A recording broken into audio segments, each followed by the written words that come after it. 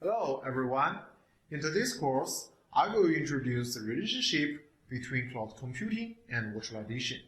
And what's more, I will introduce DIN and KVM to you.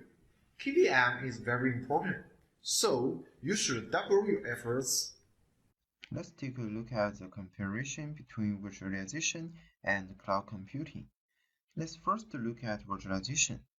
We talk about virtualization in order to improve hardware utilization.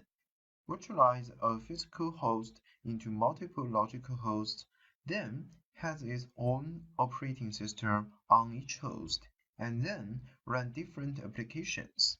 In addition, since the virtual host is logically a file or folder, the strong coupling of hardware and software is mistied, and by automatically migrating these files and folders, the reliability of the service running on the virtual machine can be improved. In cloud computing, we mainly use virtualization to simply implement IaaS cloud services. Cloud computing, however, is not just IaaS, but also PaaS and SaaS. IaaS and SaaS are implemented based on virtualization, and some can be implemented based on physical hardware plus its distributed computing. Let's talk about science fiction movies. Science fiction movie can use Huawei Cloud's rendering services. Cloud rendering is a collection of self-services such as ECS, object storage, and so on. Among them, ECS is realized by virtualization, but for large-scale science movie, the performance of ECS is unsatisfactory.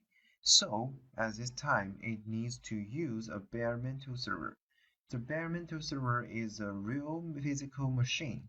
It has nothing to do with virtualization. Without virtualization, we can also implement cloud computing, but with virtualization, we can better implement cloud computing. The main cloud computing virtualization is generally divided into two types. One is open source and the other is closed source. Open source include the KVM and DIN that we mentioned earlier. Closed source include Microsoft Hyper-V, VMware, Huawei's Fusion Sphere, and so on. Regarding open source and closed source, there is no one who is good or who is bad, only who is more appropriate. For example, open source technology is completely free and can be used at any time. Because its source code is public, users can customize some special applications according to their needs. The open source technology is very technical demanding for users because once this system fails, it does not depend on it. It can only rely on the administrator's own technology and experience to complete the repair of this system. However, the closed source technology, the user cannot see the source code and cannot be personalized. And closed source virtualization products are generally charged. Charges are not wide fee or for users. They implement out-of-the-box services. In the process of use, if there is any problem in the system, the manufacturer will support the whole process and repair it all the way. DIN and KVM in open source virtualization technology are equivalent. KVM is full virtualized and then supports both parallel virtualization and full virtualization. KVM is a module in the Linux kernel that is used to implement CPU and memory virtualization. It is a process of Linux and other I/O devices, such as network cards, disks, and so on. These need that QEMU to achieve.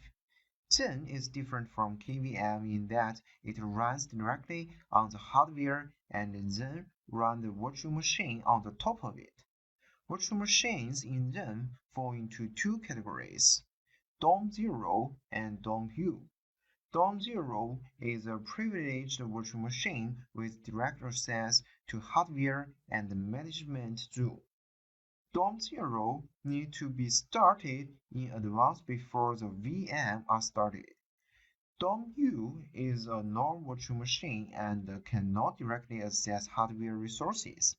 All operations need to be transferred to DOM0, and the specific operation is complete by DOM0, and the result is returned to DOM-U. Okay, everyone, until now, we have known that the mainstream compute virtualization technologies are DIN and KVM.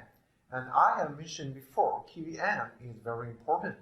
So, in next subsection, we will focus on what is KVM. See you in next course. Bye.